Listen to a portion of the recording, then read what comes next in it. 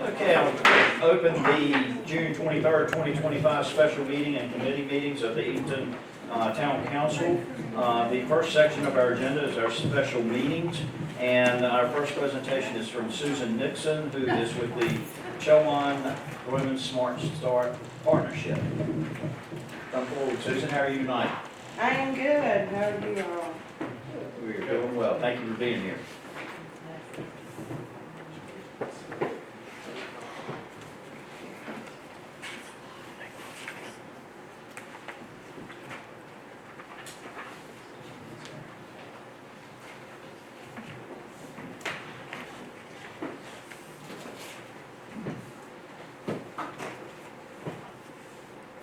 All right. I'm Susan Nixon, Executive Director of Chowan Women's Smart Start, and I have been with the partnership for 25 years. Our partnership celebrated our 25th anniversary last year, so I'm just 1 year shy of being there the whole time. But I love what I do. I love the mission and what we do at the partnership, and we're really here to help families in Chowan and Perquimans counties. So our mission is to enhance early childhood development and school readiness. And our main focus is families with children birth to 5, or actually we start at prenatal. So we have 18 members on our board of directors, so I listed those out before you here. Our board serves 2-year terms, and we're getting ready to hit a rotation in July. So some of these will be rotating off, and others will be rotating on. But we have 18 members, generally comprised equally between Chowan and Perquimans County and some regional members. And Dee Spruce is our board chair, and she will also be our board chair next year as well. Carol Sykes is the vice chair, Wanda Stallings is the secretary, and Jane Spa is the treasurer. This is some pictures from our celebration last year. We had it at the Herringbone and had lots of our past board members and our past board chairs come and celebrate with us. And this is a picture of our staff. We have 5 staff, 4 full-time and 1 part-time. We currently have 1 vacant position. The young lady on the left that you see, Lykesia, recently resigned, so we do have an opening for a family support and school readiness coach. So we'll hope to be hiring 1 soon. That person does a lot of our community outreach as well, so we're really needing someone soon in that area. These are some of our programs. We offer a lot of different programs. So first of all, I'm going to tell you a little bit about our family support programs. The first one is BABY, and that stands for Birth and Beginning Years. So we do classes with expectant moms. We do 2 10-class sessions a year, 1 in the fall and then 1 again from January to March. We had 15 participants this year with 11 graduates. If participants attend all 10 classes, they receive a free car seat at the end of their class. This really helps moms get off to a good start, and dads. It's mostly focused on the moms, but dads do participate as well, except for a couple of classes. And I wanted to share some of the comments that we received from the class. One of them is, I love the discussion with the teachers, doctors, and other parents. I felt comfortable and felt like I could ask questions with no judgment. I wish more families would participate in classes like this one. It really has been wonderful. I like the resources shared and discussed, especially from experts in the field such as the local health department and a pediatrician. This class eased my anxieties about the unknown aspects of my pregnancy. So parents, we usually fill up our next class by word of mouth before we even advertise, because once they go through the class, they're sharing it with their friends. And it really talks about the health and nutrition of the mother, all of the changes in her body, and part of the funding from that we're getting from the town of Edenton is going to help to fund this program next year. The Dolly Parton Imagination Library, some of you may be familiar with. The children receive a free book in the mail every month with this program. This has been going on for quite some time. Unfortunately, because of some budget constraints, we had to stop enrollment of this program in January. So at this time, we're not taking new enrollment, but we do have a waiting list. And children who are already being served are continuing to be served. And so far, we have served 2,222 children over the course of this program. We currently have 790 active participants. And this is between Chowan and Perquimans. It's probably about half, but it's about 70% of the kids birth to 5 are participating in the program. We also have a child passenger safety checking station, so that if parents want to have their car seat checked, they can come out, make an appointment, or just drop in, and we'll help make sure it's installed properly. And we do a Kaleidoscope Play and Learn play group. So the play group we just started a couple of years ago, and this gives mainly stay-at-home parents and caregivers an opportunity to get together and have some social and learning opportunities with their children. We meet at the library at Shepherd Pruden Memorial Library on Tuesday mornings from 10:30 or 10 o'clock to 11:30, and we alternate the libraries every other month. So we meet at Chowan 1 month, Perquimans the next month, and we do it during the school year. So we do not offer the play group in the summer. We promote the library reading programs. And here are some pictures of our baby class in the top left, and the other ones are from the play group classes. We do a little lesson with the class. The children have an opportunity to play together, do different activities, and they also get a little snack, which of course is very important for young children, right? You got to have that snack. Community outreach. A lot of our community outreach is done through social media, through our Facebook and Instagram, but we do attend a lot of events.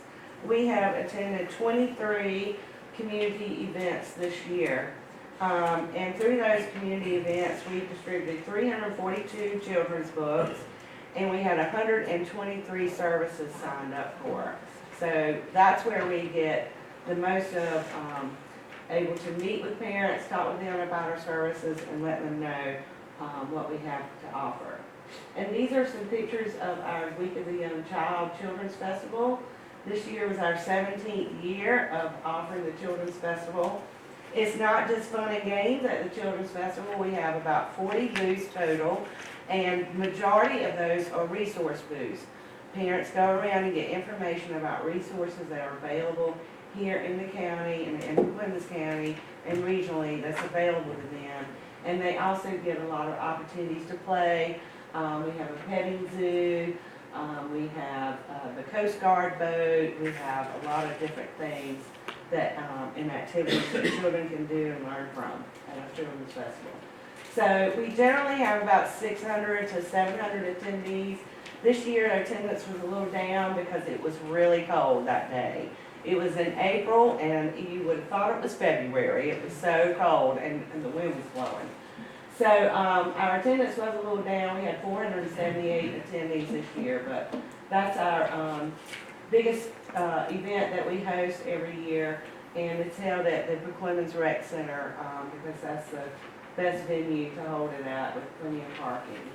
So, and then Toys for Tots is our other big event that we do each year.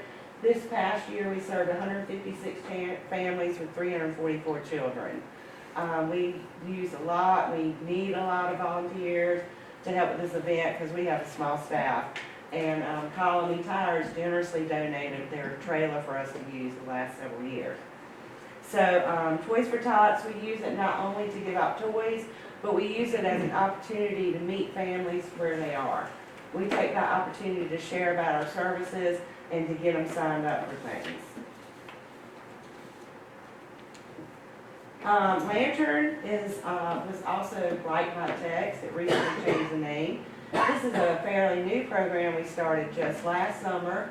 It's a text messaging program for parents. So they can text NC Kids to 274-448, and then they'll get a text immediately back to ask them the birth of their child, birth date, and different things. And then 2 to 3 times a week, parents will get a text message letting them know things they can do with their child to help promote their development. It also gives parenting tips on nutrition and different other things that come with raising children. So this year we are also able to send out customized messages through this program, and we sent out 21 customized messages to let them know about things going on in our community and things that they can take advantage of. So we really like this program. This coming year will be just our second year, and we have about 120 people signed up for that program. And grandparents can also sign up for that. So if any of you all have young children or grandchildren, you're welcome to sign up. It's a free program, just like all of our programs. Reach Out and Read. This is a program we've been doing since about 2015. And so about 10 years, yeah. And so Reach Out and Read, this is a program where medical providers will prescribe parents to read daily to their child. During their well-child visits, parent or children get a book, and during that visit, that pediatrician uses that book as a screening tool. So they look to see if the child is 6 months old, is the child putting the book in their mouth? Are they, turning the book over? Are they opening it? Are they looking at it? Or are they ignoring it? If they're just putting it down, then the pediatrician knows we need to really work on this, because reading and reading to your children is so very important. This program is not funded by the state at all. We do receive a lot of state funding at Smart Start, but this program is not funded by the state at all. It is only funded through private donations, and the Chowan Community Foundation has been very supportive of this program, and funds from the town of Edenton will also be used to fund this program. And this is done through ECU Health Chowan Pediatrics, the ECU Health Family and Sports Medicine, I put sports up there twice, sorry for the typo, and ENCP, more recently we added those. And so far this year we've distributed 2,405 books through this program. And it has a lot of evidence base behind it, and parents really like it, and the pediatricians love it too. And the kids love getting a book. Triple P is a positive parenting program where we do either one-on-one or group consultations with families. So with Triple P, we served 82 parents or caregivers this past year. So that about wraps up our family support programs. Majority of our funding goes to our child care related programs. 70% of our Smart Start funds from the state have to go to child care related programs. So under this umbrella, we have child care subsidy, and that helps parents that are financially needy to pay for their child care. They still have to pay a portion, and there are certain requirements that they must be working or in school, and part-time or full-time care is available. So it's based on income, and the parent has to pay 10% of their income amount as their parent fee, and then Smart Start pays the rest. So Chowan County, we serve 17 children with Smart Start funds through the subsidy program with 11 families. And in Perquimans County, theirs is done a little differently because they're done through Perquimans DSS. Chowan is done in-house at the Smart Start Partnership. So sometimes it looks like they did a lot more, but they had the same amount of funding. It's just how they coded their kids. So they ended up serving 36 children with 33 families, but it's the same amount of funding in both counties. So with child care resource and referral, Nishan Hall is our director for this. She offers classes for child care providers, continuing education courses. Child care providers generally have to get at least 12 hours a year, plus CPR classes every 2 years, I believe. So she also goes out and works with child care providers if they have any violations or they're getting ready to start up a new child care center. She helps them get all of the information they need, walk through the process. And this past year, she's done 70 technical assistance consultations, with individual child care centers or family homes. She had 215 early childhood professionals participate in our training classes. And we had 100% of licensed child care facilities in Chowan and Clemens County participate in this program. Back in May, we did a child care appreciation event, and these are some of the pictures from that event up here. It's just a fun night where child care providers can get recognized for their hard work. And they get little plaques that we give them if they have no violations, and if they've increased their education or increased their star ratings. So we really try to go all out, recognize them, feed them a nice dinner. And this year's theme was a Western theme, so that's why you see the Western look there. And some of them had a really good time getting together and doing a line dance. So it was a lot of fun, and they really enjoyed it. Another part of Michonne's job is Project EDU, where she helps professionals go back to school. So if they're child care providers, they're required to have so many education points in their facilities.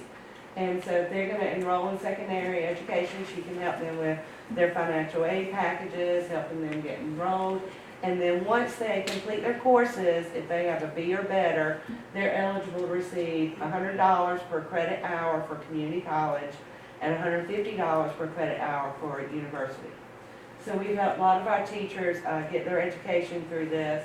And a lot of them, unfortunately, moved from child care to the schools because the schools are lacking. So there is that issue, but we feel like they're still serving our county, so our money has been well invested in their education. Chowan Cares is a branch of Smart Start. This was started back in 2012 when Chowan Women's Smart Start received a large grant from the state. Some of you may have heard of Race to the Top. At that time, the Chowan Cares was developed as an advisory board for that grant. It was a 4-year grant from the state of North Carolina, and we've kept going since then. Chowan Cares is very important to our community because it helps get all of our stakeholders together, helps them work together better, and lets them know what's going on with each other and share resources with all of the families that they work with. So that's how Aaron got involved with us, by being a Chowan Cares member, and Craig Miller prior to Aaron's beginning there. And these are our board member, our Chowan Cares team members up here, and we're trying to get a few more to join. So through this, we have increased alignment in our child care centers and the schools, so that they're offering a lot of the same things to all of our 4-year-olds. That's one of our big focuses. We started the program Letterland, which was being offered in schools. We started that in our child care centers, paid for all of the training for child care centers to get it and the curriculum. We started that about 6 years ago, and then just a couple of years ago, we started working on the social emotional behavior health. And so we just started that one a year ago, year and a half in some of them, and that is going very well. Child care providers have seen a huge difference in behaviors in their children, and we're hoping that it's going to flow up into the school system, because a lot of behavior problems keeps children from learning, because the teachers are having to deal with those behavior issues rather than teaching what they need to be doing. So we're hoping that by trickling it down to the child care centers, that kids will be a lot more ready when they get ready to enter school. So not with just their literacy, but also with their social and emotional. I gave you all a handout of some of our pictures and numbers from this year, and that concludes my presentation. This is a list of our funding that we get from the state. For administration, we get $127,031, and then the services, $393,397 covers all those services. We are required to get a match for this of 19%. That's where the grant funds the private funds, the donations, the volunteer hours, and all of those kind of things help us meet our match, which is about $89,000 a year. Other funders, MR United Way funds the kindergarten jump start program at White Oak School that is targeted towards children that have not had any child care or that may need a little extra when they're starting school. So that's like a week camp for about 10 to 15 children per week, and they do 2 weeks. And we partner with White Oak School to do that. The Children Community Foundation helps us provide funds for Reach Out and Read. The town of Edenton, the $1,000 we got to help support these initiatives. ECU Health Foundation helps support our baby program. Blue Cross Blue Shield of North Carolina helps support our baby program. Last year we received funds from Timberville Wind for baby programs, so we use a lot of different pots of money just to fund some of our programs because our dollars are really stretched. But we try to make the most of it. And we had 917 hours of volunteer service this past year. So we really count on our volunteers, and they've been very faithful in helping us get everything done. Are all these volunteers family members, parents? Nope, the Lions Club helps us out a lot. We have some people from the school that volunteer and help us. We have kids from the high school that volunteer and help us. So whoever we can get to help us. And we recently, a while back, they had a volunteer fair. We attended that and had several volunteers come forth and help us with our children's festival. There's no way we could pull all this off with just 5 people. Okay, any more questions or comments? They have difficulty finding qualified child care professionals at all? There are some staff shortages, so there are some that are looking, but most of our current child providers are maintaining. You mentioned that for Clemens County funnels theirs through the Department of Social Services, and they do reach more people, but with the same amount of money. Yes. Is that something, do you prefer that model, or do you prefer the way we do it here in Chowan County, or?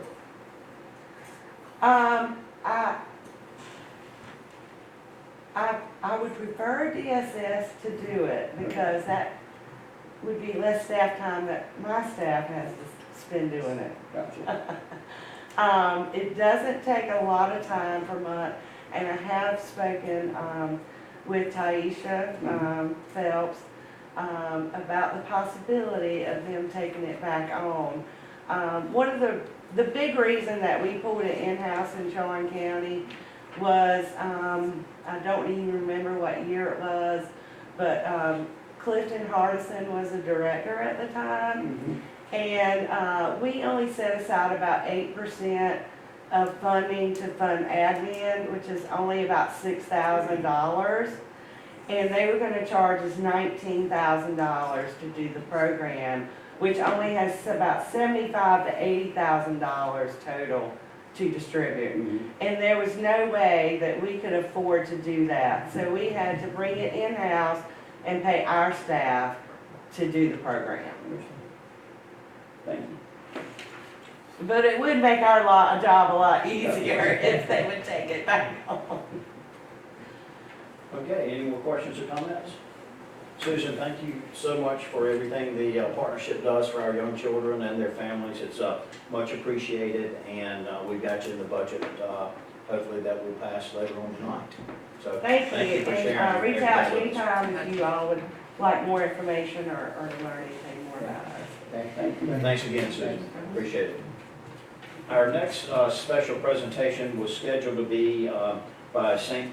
Vincent de Paul and Wendy McGrath. St. Vincent de Paul is a local nonprofit that helps our citizens who might find themselves in some financial straits and unable to pay their electric bill. I know Councilman Miller and Councilman Costin have taken a special interest in this group, as all of us have. And we were disappointed to learn that something came up with Wendy last minute, and she is not going to be able to be here tonight, and hopefully we can get her later on in the summer or early fall to come and speak to us, because it is an important program and one that we're committed to helping. And her group also is included in our 25-26 budget. Mayor, I just want to say one thing. She's organizing a walk for poverty. I believe it's the end of September. We did this first time last year. It was a Okay. great success. I think it's September 27th, if I'm not mistaken, it's a Saturday, whatever day that is. But we meet down at St. Anne's, and we think we have about a 2 or 3 mile walk around town. Okay. Well, just as that date grows closer, just remind us all of that, and hopefully some of us can participate. So, Corey, if you just make sure that she comes back and talks to us, because we are very interested in that program. The next agenda item is a public hearing on case number MSUP 25-05. This is an application for a special use permit from Main Street, Edenton, to develop a parking deck with a residential liner at 206 Court Street.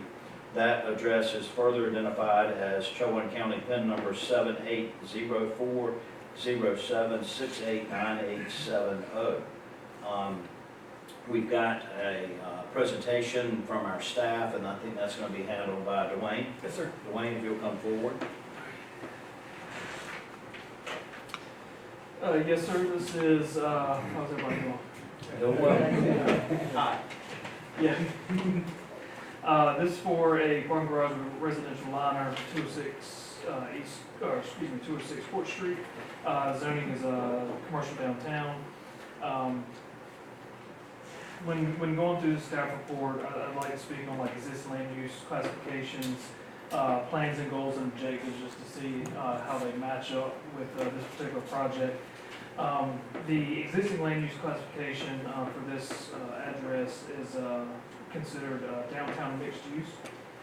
And there's 4 different things I look at when going through the land use plan. It's encourage population growth, promote economic development, provide recreational space, and foster housing choices.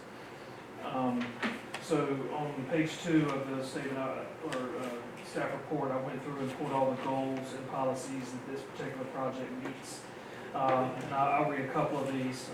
Develop and implement strategies to promote 3-generation population growth in the town that builds on existing resources and efforts to attract retiree population, expands these efforts to include attracting new millennial and new career professional residents. Promote the establishment of a broad range of new commercial uses in town, both in the downtown core and peripheral near the Highway 17 interchanges. Develop a strategy for expanding entrepreneurship opportunities in and around downtown Edenton. Develop a strategy for expanding job opportunities in the healthcare, tourism, and vocational training sectors. Ensure the town's development ordinance is conducive to emerging economic trends such as telecommuting and the cottage industry entrepreneurship. Those were the 5 goals, and then the 3 policies underneath it. This property is in the town corporate limits with municipal water and sewer services available. Property is would fall within the protective services of the Edenton Police Department. Has 132 feet of frontage on Court Street. Is currently used as a vacant or a paved parking lot. The application before you is requesting to construct a mixed-use parking garage with a residential line in the commercial downtown zoning district. The town Edenton Unified Development Ordinance allows for automobile parking, commercial, and the construction of residential line through the major special use permit process, which is what we're going through now. For recommendation, the major special use permit process requires applicants to specify the exact proposed use of land and allows town council to place restrictions on actual development. This appropriate planning mechanism. When granting major special use permit, reasonable requirements may be added to permit in addition to those specified below or later on. So the Edenton Planning Board held a public meeting on June 2nd, 2025 to review this permit application. Planning Board recommended approval of the application as presented with staff recommended conditions plus 2 additional conditions we'll get to in a second. Prior to approval, the town council must ensure the development at its proposed location meets the following criteria.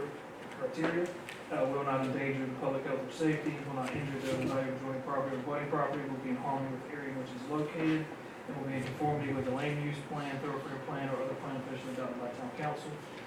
The proposed use is compatible with the Edenton Future Land Use Plan. The Edenton Future Land Use Plan identifies this parcel and surrounding as suitable for mixed-use parking deck and residential liner. And on the next page, it goes through an excerpt from the land use plan about what's allowed allowable in the commercial downtown district, dwelling units, building heights, etc. And then a map from the land use plan identifying it as a mixed use downtown commercial. Next page is the 7 conditions, 5 of which were staff recommended and 2 of which were recommended by the planning board. All necessary traffic improvements, utility installation and connections. That includes electric, water, and sewer built to town standard, and drainage stormwater retention improvements shall be installed by and all associated and required fees bore by the developer. Stormwater drains will meet NCDOT and NCDEQ regulations. All proper permits required for access to Court Street. Final landscape plan to be reviewed and approved by the Town of Edenton Tree Committee. All detailed improvements, including but not limited to facade, signage, infrastructure, sidewalks, landscaping, street lighting shall be installed constructed according to UDO requirements. And the last 2, the parking decks, drainage infrastructure shall be integrated with existing municipal or site-wide stormwater systems in a manner that prevents erosion, flooding, and downstream impacts. All connections will be subject to approval by the Town of Edenton, and to provide a 3D rendering for review by Town Council and general public. That's going to be made in the applicant's destination or downtown Main Street in their presentation after mine. So staff does find the proposed use to be in conformity with the Edenton Shoreline Land Use Plan, and obviously following consistency statement for the council's consideration. And then there's the consistency statement. And also reiterating the goals and policies found in the land use plan. Does anybody have any questions of Dwayne at this time?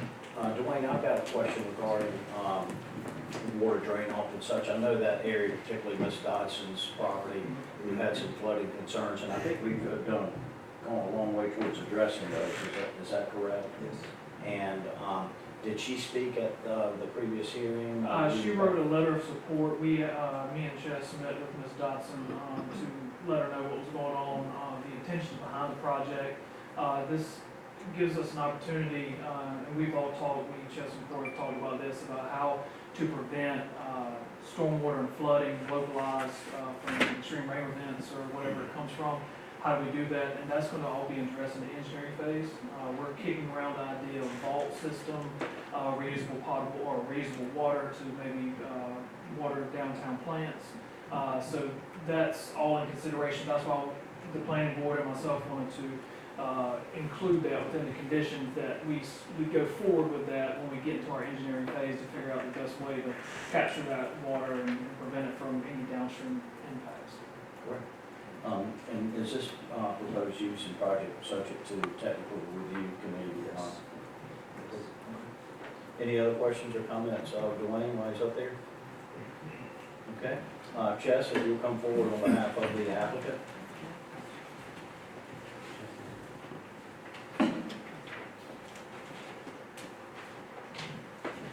Good evening.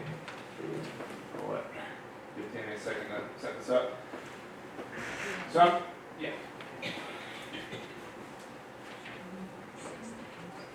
I'm here to present our proposed plan as part of the Project Teapot, is the new market tax credit deal that involves the north lot on Court Street to include a 2-story open-air parking deck as well as residential liners. So working with and looking for an architect to help us build or design something in such a unique and historic downtown, we found Globant Homes out of Richmond, Virginia. And Globant Homes specializes in historic new building integration into historic districts. They've done 3 parking decks in Williamsburg, 1 in Yorktown, a number of projects in Roanoke, Virginia, and another number of projects in Richmond. So their specialty is they understand preservation commissions, they understand the integrity of historic districts, and in bringing that in. So through our process, we've been working with them and meeting with the planning board as well as preservation. One of those items that came up was a 3D rendering. So immediately after the planning board meeting, we commissioned a 3D rendering. And then following the preservation meeting, we made some tweaks to the elevation. So what you'll see in this presentation is going to be a 3D rendering that does not capture the tweaks that we've been making based on preservation's feedback, because the timeline, we're trying to stay on timeline, but there is an updated elevation that we got this afternoon that includes some more some more input from the preservation board themselves. So the three main things that Wayne already spoke to.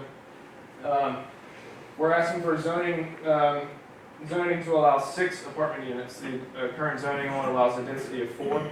This will have 6 units, and those will be workforce housing units. So they're going to be managed by a third party, and they're going to be allocated for people making less than 80% of the area median income, which for Chowan County, as a family of 3, is $62,000. And that changes every year by HUD's calculations. So in our county, that's your teachers, your police officers, your public works employees, and those people will need to be employed in order to live in these apartments right downtown, walkable. So we have 4 2-bed, 1-bath units, 2 1-bed, 1-bath units, and on the top is the elevation along Court Street. Who's the third party? We have not identified a third party yet. We're searching and seeking. We had a call on Friday.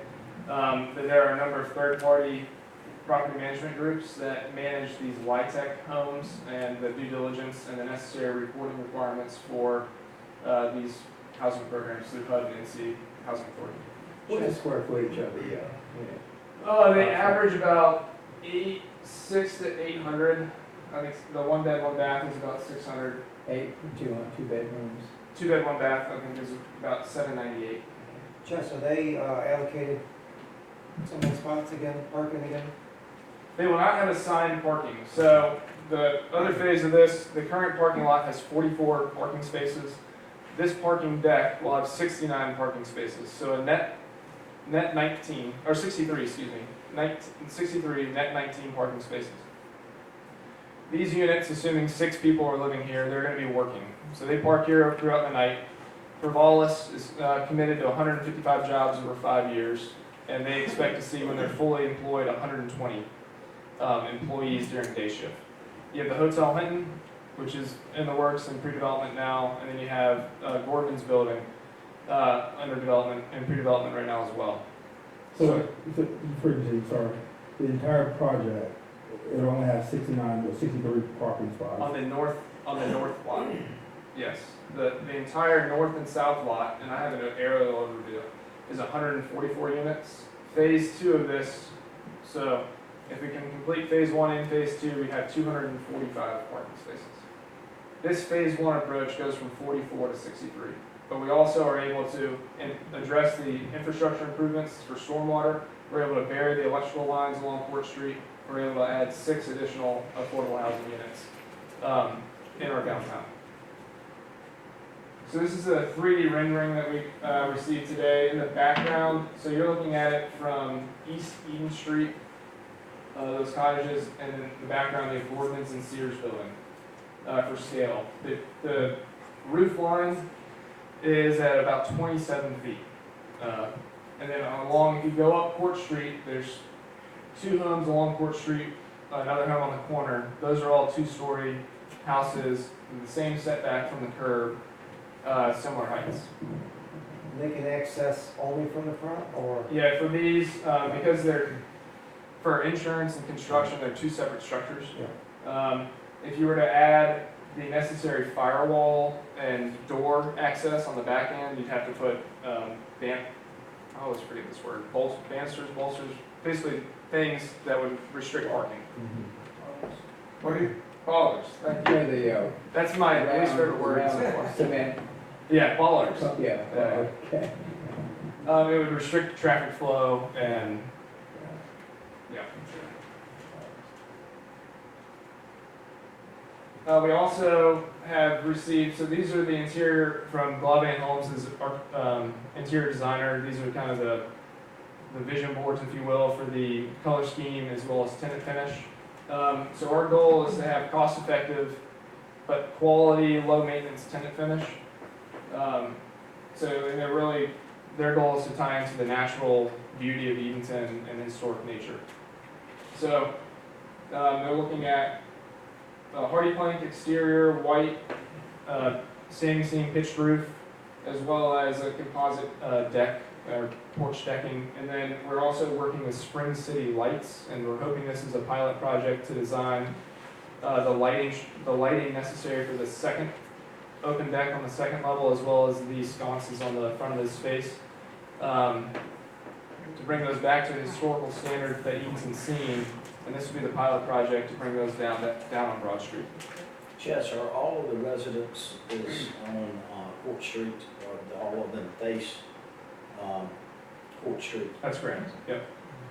So your first level, you can see the first level has their own little porch entrance, and those gabled roofs in the middle, that's your access to the second level through staircase.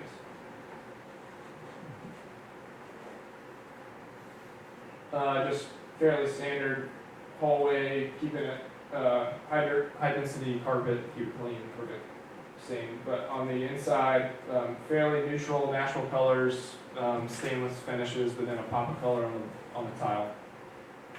Same thing, nothing too exciting on the tenant finishing here. And here's the aerial overview. There's another slide there. So this would be, Councilman Constant, the north lot is what we're referencing here. The south lot would be phase 2. And in that picture, what we're talking about tonight is a light green shaded. Yes, sir.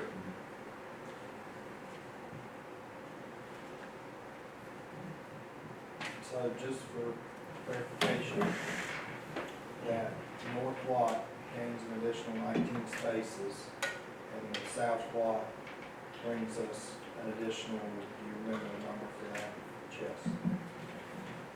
It's 144 to 245, so almost, if I make them do math in public, 100 minus 19.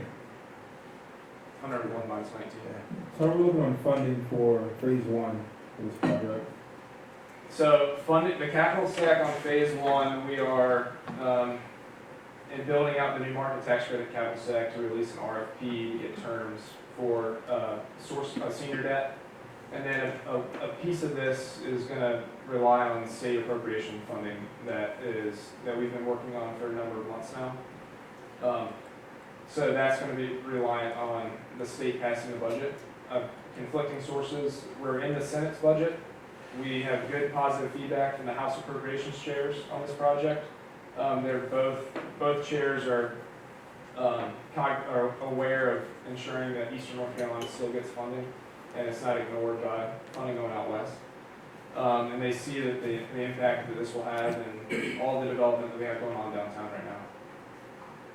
And also, if we approve it, and the funding does come through, we always reserve the right to take a look at it as financial stewards of the Absolutely. community's money to say, hey, it sounded like a great idea, but the numbers don't work in. Yeah, to be, transparent and clear, without the state funding, the model doesn't work. Same for phase 2, I'm assuming, is that correct? Yep, part of that appropriation would come from, for phase 2 Phase as 2. well. All of it or majority of it? Or? The way pricing is going right now, hopefully the majority of it. The intent was when we went to the state, it would cover all of it, but concrete prices, just inflation and prices are up.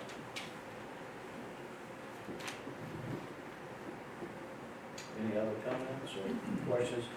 Chess, you spoke to the harmony of what we see there in terms of the height of the buildings, and I believe you said if we're on Court Street looking at this proposed use, the houses that are to the right of this Along Court Street? are the ones that are 2 stories, and their setback off the street is the same as this. Yes, sir, the same. Because this is commercial downtown, the setback requirements are different than residential lots. And so the lots directly across are residential, and so they have 13 to 15 foot setback. The residential houses that are down Court Street are also commercial downtown, and they have similar setbacks, 6 to 7 feet. And as an economic developer, in your experience, have projects of this nature had any adverse effect on property values of nearby residences?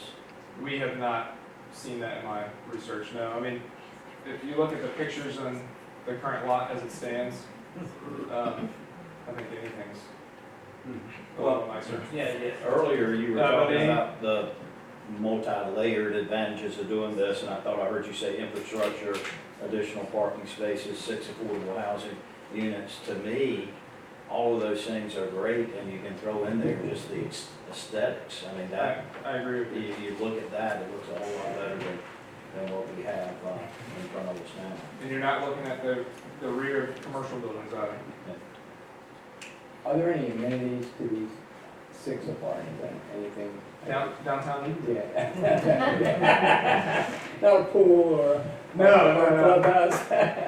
Downtown Eden, you got kayaks down here, you got ice cream, you got, That's Restaurants. what we want to do. that's a pretty good amenity, yeah. Okay, anything else of Chess on behalf of the applicant? Okay, thank you, Chess. Thank you for the renderings. Yes, sir. If we didn't have this available at the planning board meeting, definitely. Yeah, yeah, thank you. Any concerns expressed by the preservation of planning board at all? It's hard to see in this image, so a lot of it was windows. So you see, and this is not my area of expertise, so please, if anyone historic folks here, the 4/4 and the window panes, those are now 6/6. The pitch of the roof, so the secondary, I'm gonna have to walk over here. So these are now gabled.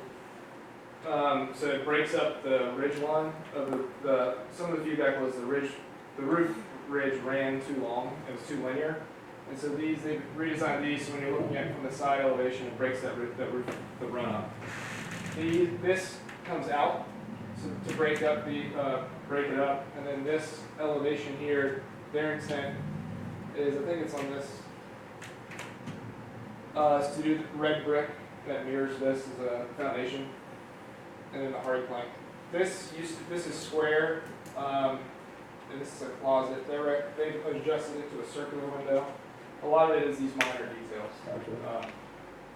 But everything else adheres to, okay. There were a lot of ideas, and given the project constraints, they're not all feasible. So there are constraints in any project. Well, in looking at Glave and Holmes, their list of work, some pretty big time projects that they've done. It'd be a nice little feather in our cap just to have them do anything in this town. But I think they understand what we're going for based on their history. They are, yeah, they do. Okay, anything else? All right, at this time, and if you guys will stick around if we have any more questions, Chess and Dwayne. Within this hearing, we're required to have a public hearing. I do want to remind the public that this is not general public comment. It is comment that is restricted to this issue and to this particular proposed use. And at this time, I will open the public hearing, and John Grant, JD, you're our first one up. Thank you, Mr. Mayor, Council, Mr. Jesse. Mr. Constant had asked if there were any concerns. The planning board had several. I don't know if you all got a transcript of that meeting, but at least one member of the planning board was waffling between being unanimous and not, and basically said at the end he was just going to vote yes because he wanted to be unanimous. The planning board said that they were going to put it forward because they're just a recommendation board for you all to review it and not necessarily the board to make a decision. I'm curious about a couple things. It's 6 apartments now. Does it have to be 6? Could it not be 4, like was originally said? It could be, but your value for money is not as efficient when you do 4 units. You do Okay. 4 large units, regardless of the size, they're going to be capped at the same, and so you can provide more value by having 6 units. And do the units have to be on this garage in order for it to go forward? Do you have to have those apartments there? Or can the funds for those apartments be put in another location? Yes, I mean, for this particular project, the new market project, yes, everything needs to be contiguous. How close are the houses on the other parking lots in like Williamsburg and so forth? Are there houses as close as the ones here to those parking decks, or are they further away? I believe they're in the city, but I haven't done that research. Okay. And I bring this up each time, I just want to bring it up again. Has any thought been into how the traffic is going to be once construction starts? The south parking deck or parking lot is already a wild, wild west because the lines aren't marked or anything like that. People park everywhere. Once construction starts on that parking deck, it's going to be a real problem for the people who park there, who work and live in that area. On the north lot, I believe Mr. Carl made a point, there's about 4 cars a day that park there. No, not on that lot, I'm Oh, sorry. okay. When the construction starts, the south lot. The south lot will still be open and active. But when people start doing the laydowns for the construction materials and stuff, and the workers have somewhere to park, it's gonna make it difficult. Has anything been looked at about how that's gonna be taken care of? We have begun discussing laydown yards, identified laydown yards between multiple properties downtown. Yeah. Okay. Thank you. Thank you as always, Julie. Next, we have Ann Rowe. Ann?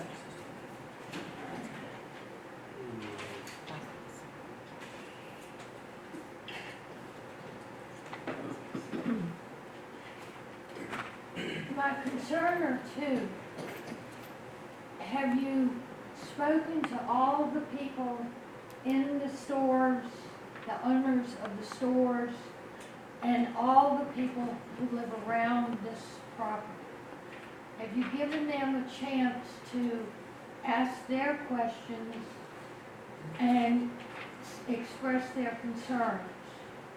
I have run into a couple of people recently who live in that area, and they only saw the picture in the newspaper, and I asked them questions, and they said, we don't know anything, but they expressed a lot of concern. My personal concern about this is I feel while the basic need of parking is very valid, why are you wasting the space of the north lot to just repave it, rework it, and put designated flat parking spaces? It would be less expensive. I'm also concerned that when you start pile drilling the supports, you're going to cause cracks in the buildings all around. I speak from experience. In 1968, I was living where I am now at 103 Blunt Street. The Earnhardts bought the piece of property next door to build a house, which was fine. We happened to be gone for part of the building of that as a family. We got a phone call saying, when you come home, your ceilings will be cracked.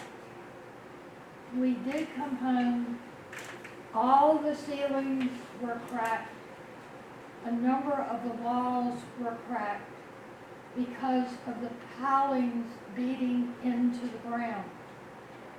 It took us a year to get all the cracks repaired, and my father fought the insurance another year to get it paid for. The reason I'm mentioning this is I want the owners around this potential property to know what you are doing and what their lack of security or security will be.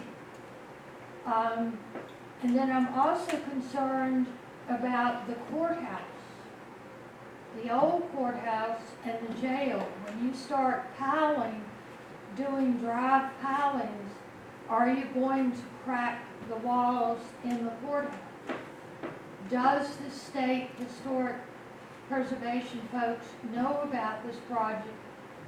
Can we involve their input so that these kinds of things would not happen. Thank you. Thank you, Ann. Our next registered speaker is John Moorhead. John?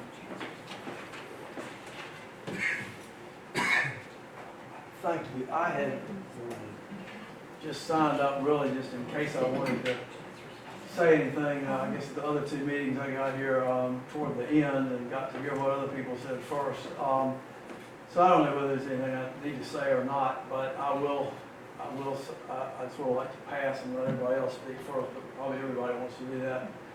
I feel blessed and privileged to live where I do, just a couple of houses up on the corner. I enjoy being downtown. I enjoy being able to walk everywhere. I knew it was zoned commercial when I bought the place.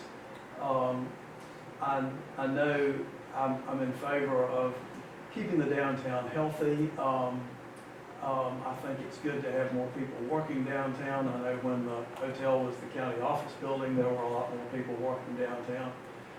And the parking lots were closer to full. I know when the hotel opens up and Project Teapot opens up, which I think will be good to keep downtown healthy.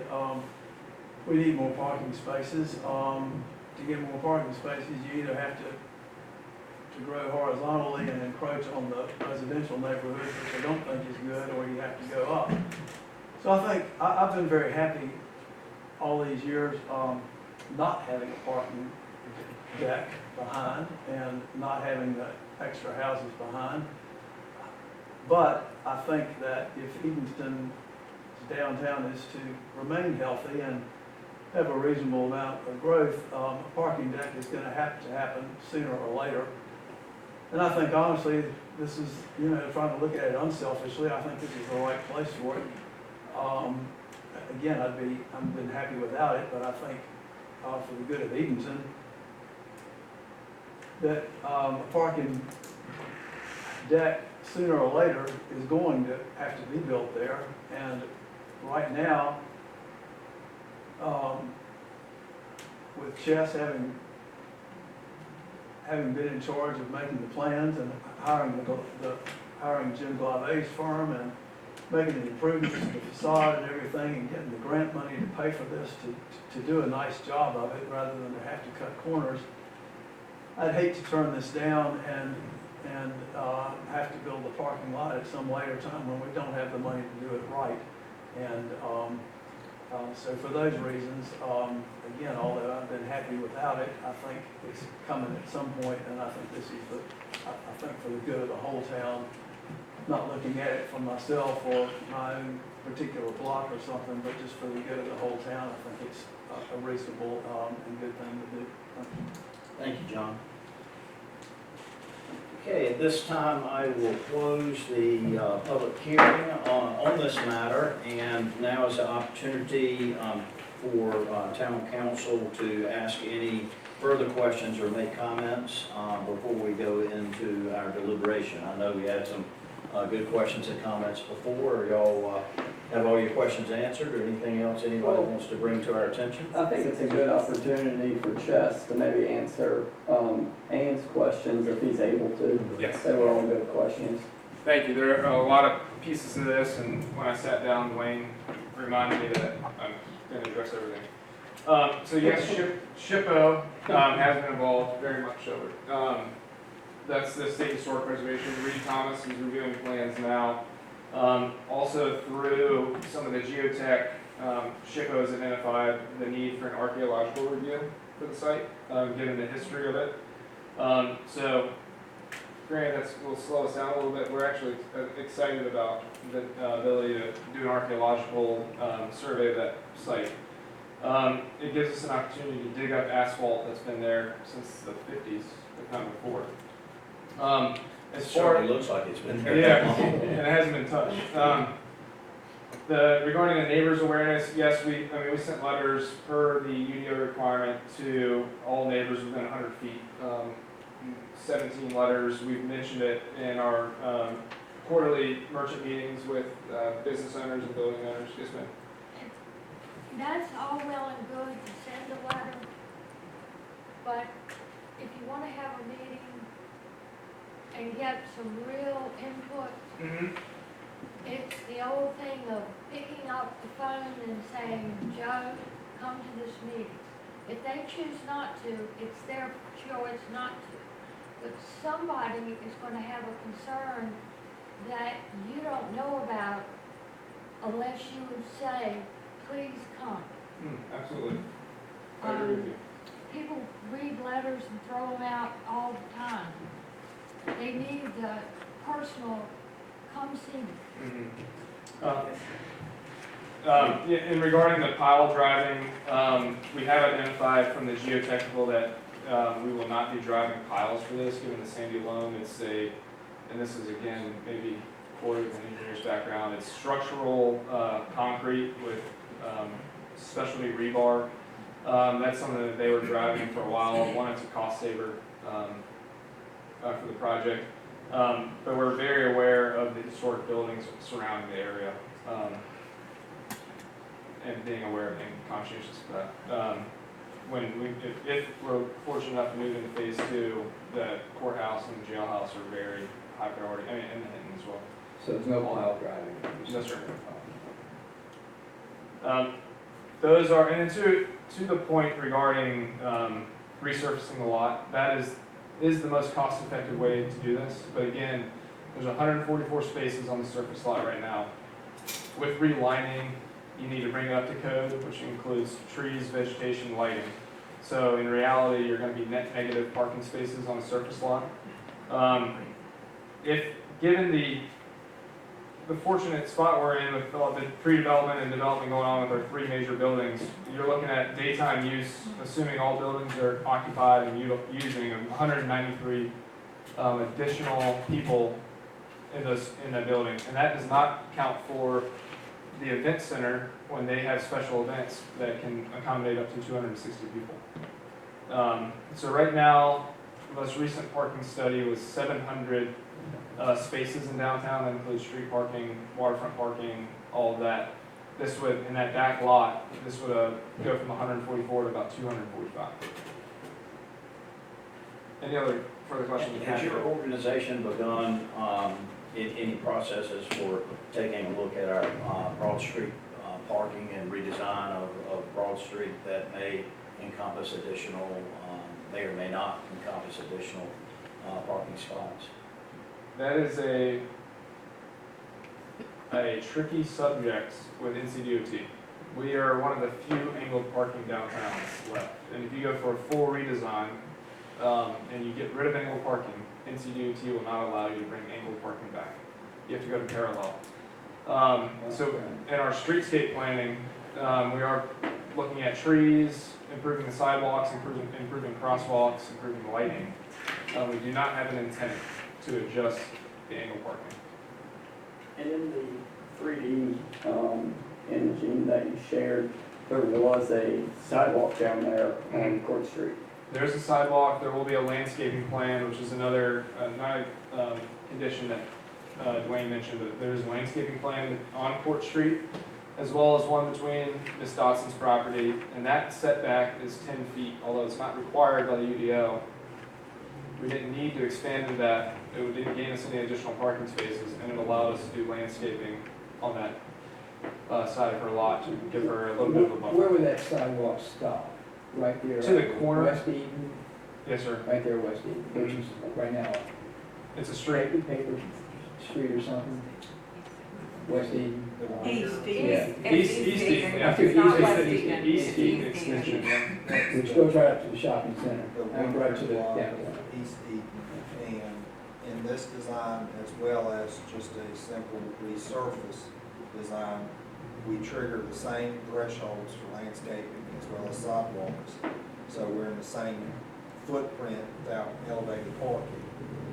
The same requirements for landscaping, sidewalks of that nature to be added along the perimeter of the street. Still allows the delivery trucks though, correct? Yes, CDL box truck, fire truck, and 50 passenger van accessible. Still be allowed. Do you think the height of these apartments will hide the beautiful sunsets we have for people living on Court Street, I can't speak to that. I don't think that they'll be close. I mean, that's a, That came up. yeah, I haven't been in those houses on those porches during sunset, to tell you the geometry. Now, for the sidewalk, we'll have to relocate some electrical lines, is that correct? They're gonna be underground or? We'd like to go underground. The intent is to bury those overhead lines and telecom lines, yes. Okay. As far as continuing maintenance, once or if approved and erected, will that be responsible for on the town or? The maintenance would be, hopefully warranty for the life of the new market deal, and then at the expiration of that, at that point, it will become a town maintenance issue. That can be anywhere from 7 to 10 years.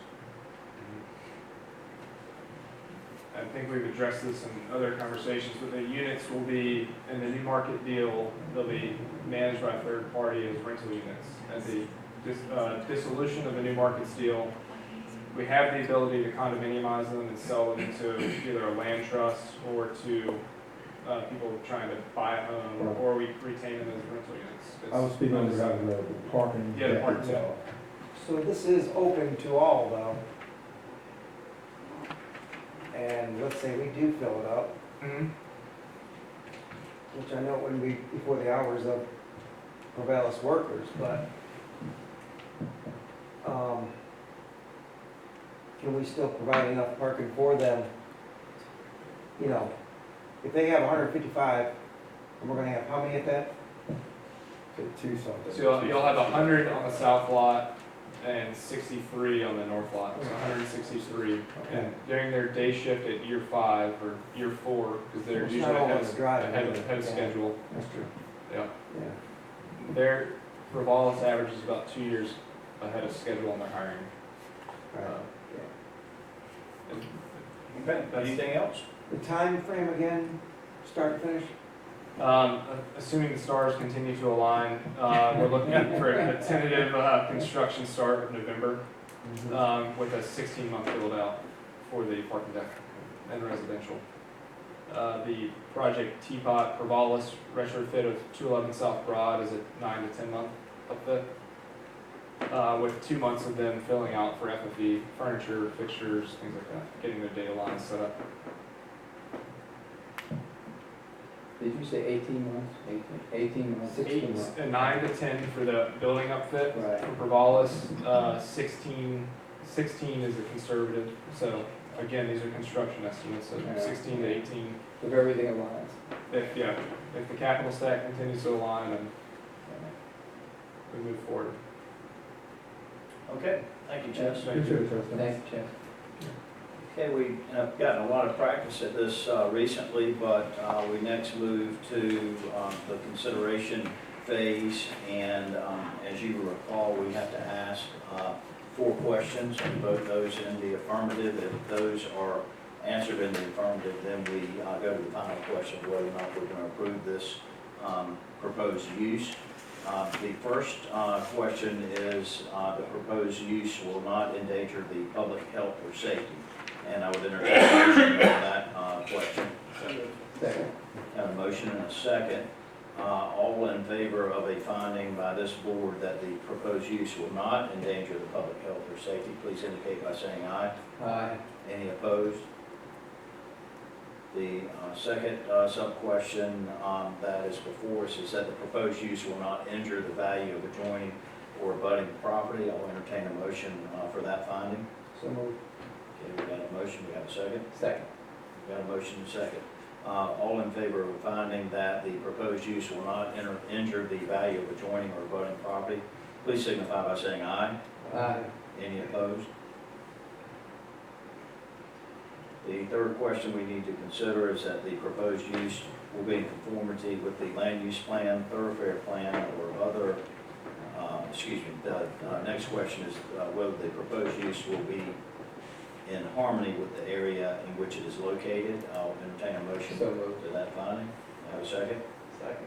Okay, we got a motion and a second. All in favor of finding that the proposed use will be in harmony with the area in which it is located, please signify by saying aye. Aye.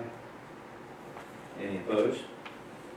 The next question that will be before us is the proposed use will be in conformity with the land use plan, thoroughfare plan, or other plan officially adopted by the Edenton Town Council. I'll entertain a motion to that finding. Second. We've got a motion and second. All in favor of a finding that the proposed use will be in conformity with the land use plan, thoroughfare plan, or other plan officially adopted by Town Council, please signify by saying aye. Aye. Any opposed? Okay, so as to the four sub-questions that we need to address, all of those have been answered affirmatively, and that leads us to the ultimate question of whether or not approval would be granted for this major special use application and this proposed use. At this time, I would entertain a motion to approve based on our answers to the sub-questions. So moved. Second. We got a motion by Councilman Costa and a second by Councilman Miller. All in favor of granting the major special use permit as presented to us tonight, please signify by saying aye. Aye. Any opposed? Chess, Dwayne, Corey, whoever has the digital copy of that most recent elevation, if we can push that out to social media and also provide our traditional media that's here today with a clean copy of that, so if they would want to put that in the paper, people can get a good look at what we're talking about. The next agenda item is board and commission reappointments.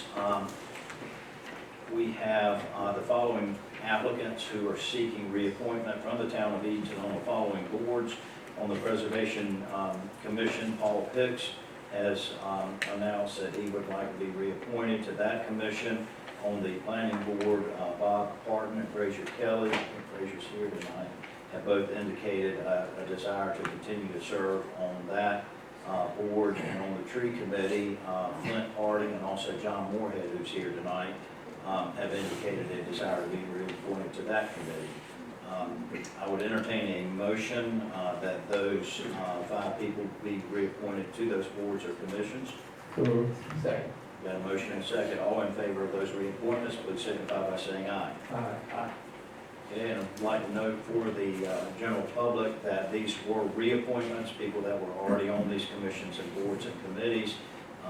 We have some appointments that need to be made, initial report appointments on our various boards and commissions, and we will proceed with interviews and votes on that hopefully in July.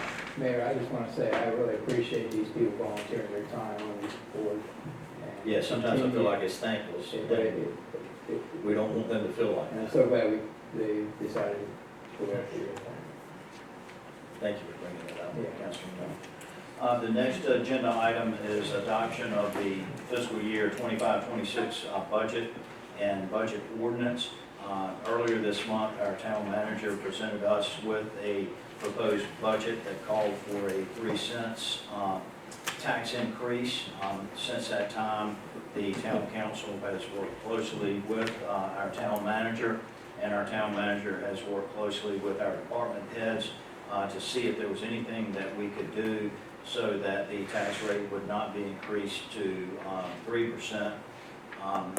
Tonight, we have before us 2 versions and 2 proposals. One is the original proposal that we've already seen, and that is the one that calls for raising the tax rate 3 cents to the figure of 46 cents. There's also a second proposed alternative that has a tax rate of 45.5 cents. The town staff still recommends the 46 cents per $100. I know that town council has been adamant that we need to take a look at the entire budget and has continued to press for a reduction in that 3% or that 3 cent request for additional taxes. One thing, the story of this budget to me is we're taking care of our people. We promised all of our workers, every worker in every department, that we would engage and commission a salary study. And I think it had been 6 or 7 years since we had done that, and that once we got that salary study, we would be committed to taking care of them and making sure that we got their salaries in line with people in similar positions in other municipalities in this part of the state. We've gotten that study, and the study showed that we were not paying our folks enough money. So I think this budget represents an investment in our people, and I've heard us talk before about recruitment and retainment, and I think the increased salaries can go a long way to recruiting qualified applicants, and even more importantly, once we get them here, keeping them here. To me, it's a little bit of an unusual budget, because if we're taking care of our people to the extent that we are, there's a cost to that, and to me, the cost to the department heads is you might not get as much this year as you want, and maybe next year we'll get back to a normal type of budget consideration. And Hunter, we appreciate everything that you do on behalf of our town and the electric department, and Chief, also thank you for keeping our town safe. And any request from town council to our town manager to make some cuts here and there is not a reflection on our appreciation of the job that you guys do. It's just a recognition that we're going to take care of our people and up those salaries this year. And in terms of equipment and other needs, hopefully we'll get back to normal next year. In discussions prior to this, Corey, and also I want to kind of give the same comments to you and Virginia Smith. We understand that your recommendation is that the budget be approved at the 46-cent tax rate, and us coming back to you and asking you to take a look at it again and find some other cuts. It's not meant to disrespect the hard work that both of y'all do throughout the year, and definitely the hard work that you do on the budget. But from my conversations with individual council members, it was important that we try to hold the line as much as we could.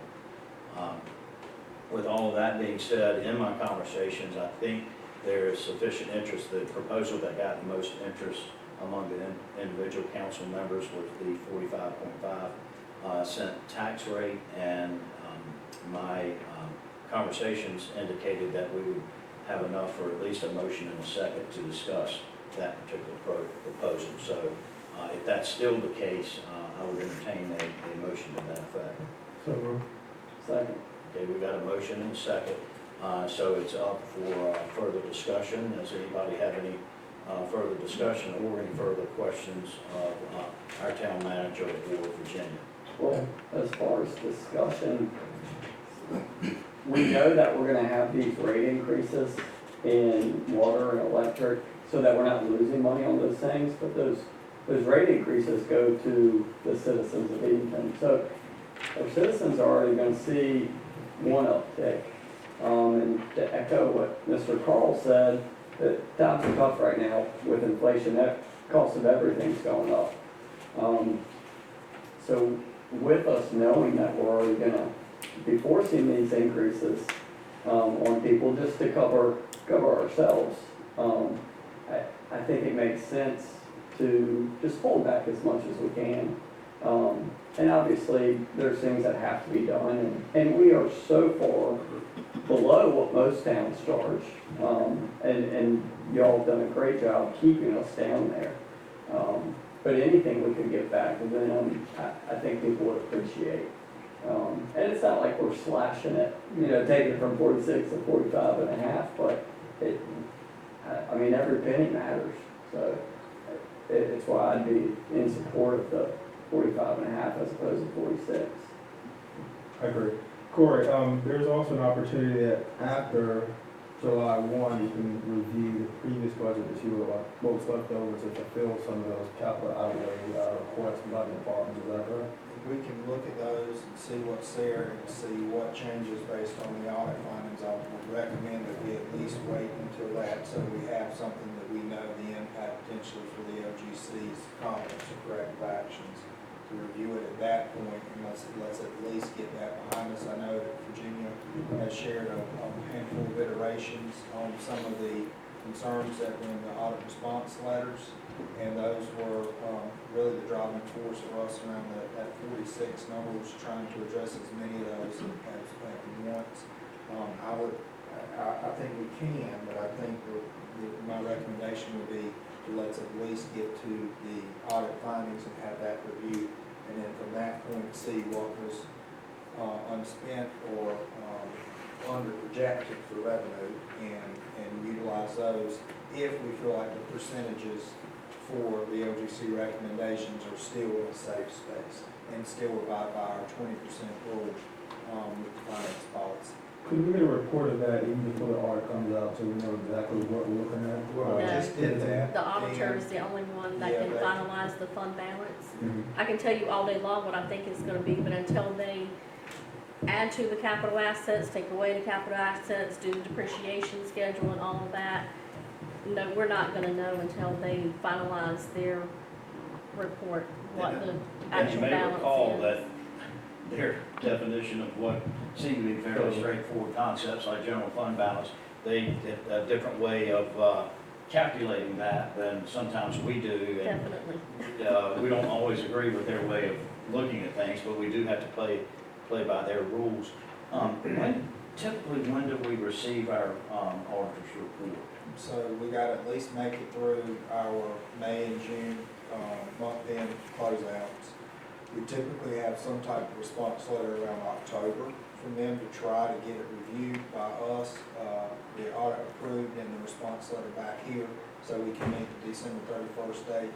And to your question, we did make a pretty valid attempt based on what we've historically seen to try to tally up what those percentages are based on the numbers we see compared to what we've historically done over 3 years ago when we had a different audit group. And if you remember, we had been through line by line on a lot of those performance indicators over the last 2 years to try to understand what variables impact those percentages, depreciation versus asset class versus the previous year's budget. They all play into that. And so that's why we need to really, we can give you an educated guess on where we So I are. wasn't looking for anything definitive, just something projected about. The good news is that the auditor will be here in July to start the process.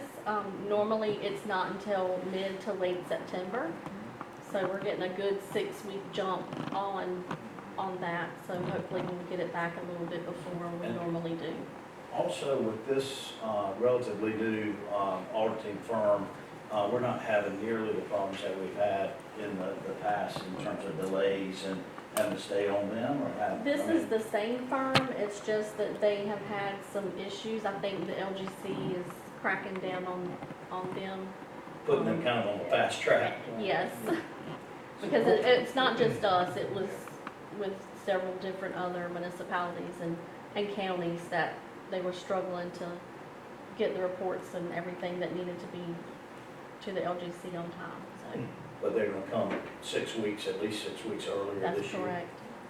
The difference between the 46 and the 45.5, when you really break it down, what are we talking about? As far as 30,000? money coming in? Each half a cent this year, based on the forecast we received from the county, each half a cent is around $33,000. And so each 1 cent would be about $67,000 for every 1 cent difference. Would that be equivalent to a new vehicle or what, departments? Maybe a new to us vehicle.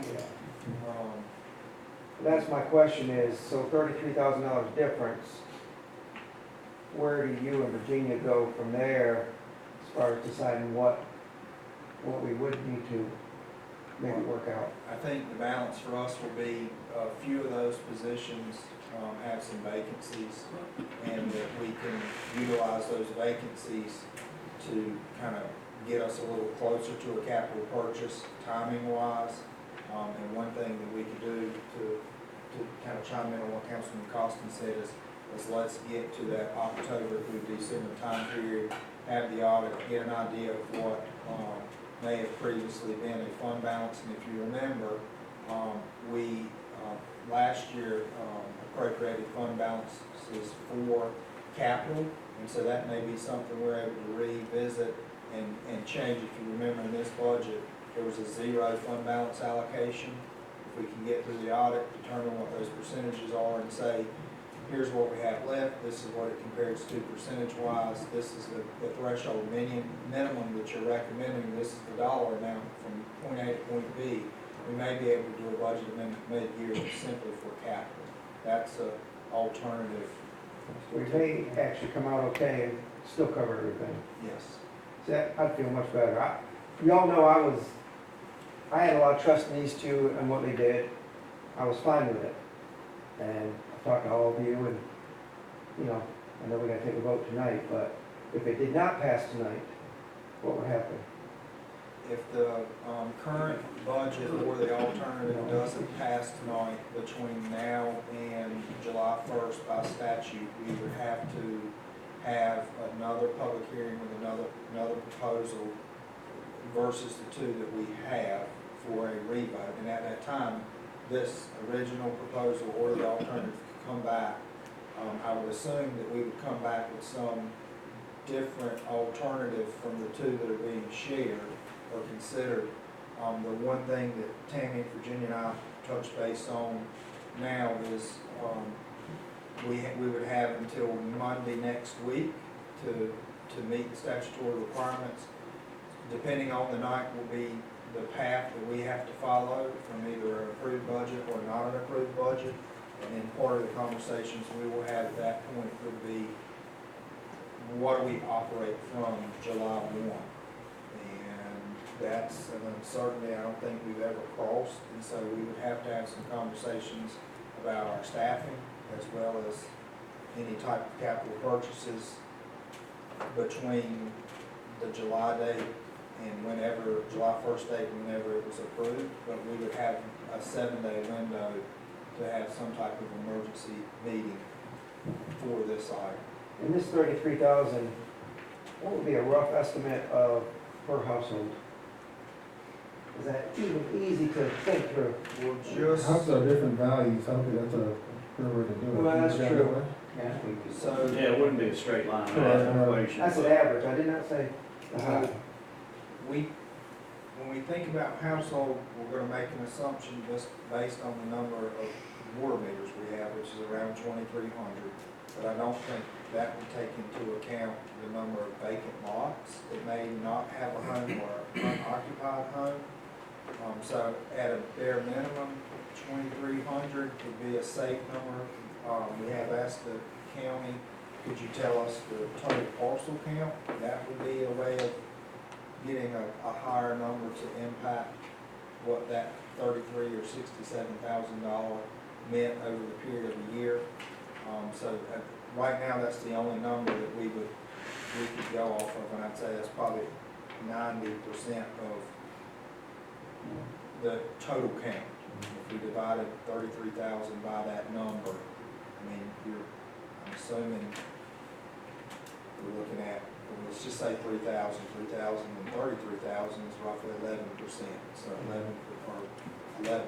So, I mean, we could get up to anywhere from $11 from, and I'd say low number, if it was actually higher than that, I think we're closer to 4,500 parcels in town that can kind of take it to an $8 to $11 number, maybe as low as $5 annually, and but that would be per 100,000. Correct.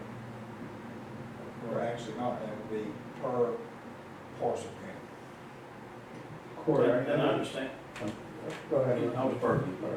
Corey, I know that you said that we're doing that by, I guess, personnel, like saying, hey, we're not gonna hire someone this time, but is it possible that a particular capital outlay project, or request can be held off until we get those figures back and say, hey, well, I know that every single department is already understaffed and we're recruiting right now. I don't wanna hinder them from hiring, for the sake of a half a cent for sure, but again, if we could hold off on a capital outlay purchase, I'd much rather do that than So, two conversations that have been had between Virginia and myself is one, either one of these versions that we have is the employee piece is not effective until September 1. So the staff would see that first paycheck within the September 15th paycheck.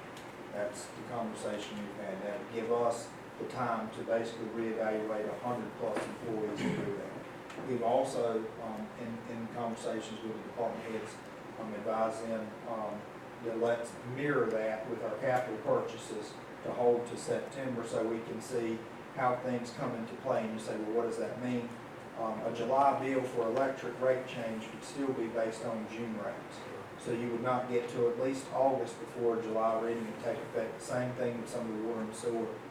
There would be a lag period, and we feel like 60 days is a comfortable spot for some of the larger changes, staffing and then capital. In the alternative that was proposed, one capital purchase was removed from that, sadly from PD, and that was around conversations we had on the staffing. But the other items would still at least be held till September. But for us to approve that budget and simply to withhold that expense with those rate changes happening, I'm trying to understand the expense is still there and the rates have changed and we're seeing that uptick. I guess I start to question the uptick, like what will we benefit from if we're already holding to September to get us through those 2 months? Like what would be the purpose of restricting a budget or restricted funds? It works in alternative one or the original proposal. So that's the part, like they know to hold till September and rates will take effect through July and August. What is the additional benefit if those changes have taken place? We already proctor PO approval, anything over $500 month in, month out. We do this internally now. If the money isn't there for that purchase, we need to hold to next month, we need to hold to another time. So we already gauged that between Virginia and I. So we do that, and the departments know now we've got a hold pattern till September on any capital. So I guess my question is what's the benefit of holding it beyond that if the rates have taken effect? Yeah, as long as not holding a hiring, an extra set of hands in any department or anything. I know one thing that we talked about was PD being overworked and working 70+ hours a week, and that hindered him hiring someone. I wouldn't want to do that at all. I've got just a couple of comments, and Councilman Turner and I have had a number of conversations on this, and I certainly respect where he's coming from, but a couple of things do concern me. I don't ever want us to get into a situation where we say, oh, it's only $33,000. It's the people's money, it's not our money. And where do you draw that line? Oh, next year, oh, it's only $66,000. How about the next year? Oh, it's only $100,000. So I'm wary of that game, and I'm also familiar that some people have played that game, or some municipalities have, and I just at a certain point in time, I don't want to say it's only this or it's only that. And then the second thing is, we have always delivered our budget on time, and as mayor, I want us to always deliver our budget on time. We're required to have it approved by midnight of the 30th, if I'm not mistaken. Is that correct? And I don't want to get into a situation like our federal government does, where we don't have a budget approved and we're just operating out of thin air. So I know everyone's travel and work schedule coming up gets increasingly difficult over the next 7 days, and that concerns me also. I don't want you to vote against your conscience, but I think we do have support for the 2.5% increase over the 3 cents, and I would just encourage you, if you can do so without violating your conscience, to vote in favor of that, and we'll come back next year and not have this additional expense of the salary study. And like I said earlier, get back to a more normal budget cycle where, if we've got these capital and equipment needs, that we can address those at that time. Okay, we've got a motion and a second, and the motion is to accept the alternative version of the budget that calls for a 45.5 cent tax rate. All in favor of that proposed alternative, please signify by saying aye. Aye. Any opposed? So that budget carries. And Councilman Turner, thank you for your hard work. and your discussions that you and I have had over the last week or two, and all of them. Everybody up here worked very hard over the last couple of weeks to hammer this budget out, and many times the public does not see all the hard work that goes in to the job that all of us signed up for. But I appreciate everything that all of you done over the last couple of weeks. The last agenda item is a year-end budget amendment for the 24-25 budget. And Corey, I'm gonna hand this over to you. I think you can explain it better than I can. One of the things we have to do each year is try to go through and close out as much as we can for the current fiscal year that we're in, very near to the approval of the upcoming budget. We did have an unanticipated debt service payment to be triggered from the $11 million wastewater treatment plant project this year. The loan portion of this project closed in November of 2024, and we were not notified that the debt payments would begin before June of this year. Typically, with a debt payment like this, it's at least a one-year window, so this would have been recognized in this current proposed, just approved budget, of which the debt service is in there now. But the structure of this loan did require that the first debt service payment be due in the same fiscal year. So we have recognized approximately $140,000 in interest based on the proceeds from this project, and we are recommending that $50,000 of this be allocated to cover a portion of this debt service payment. And we also recommend that $60,000 in capital outlay from the water and sewer pump station repairs that was not expended this current year be allocated for that. The budget amendment was included in the agenda packet. This would change around $50,000 from the investment to the water and sewer fund, and from the water and sewer fund to the project itself for the debt service. And then also the second amendment that you see here, or part B of this amendment, would be the $60,000 from the capital outlay pump station down to the debt service. Virginia, anything to add as far as these budget amendments? I've got a question for you, Virginia. This, we were talking about anytime and we don't have a choice here, but anytime we can schedule an expense for July as opposed to June, it makes our numbers a little better. This is not going to affect our numbers with the audit and percentages with the auditors or the local government commission, is it? It seems like we've got income and money that's going to cover it, or am I looking at it the You're wrong way? absolutely correct.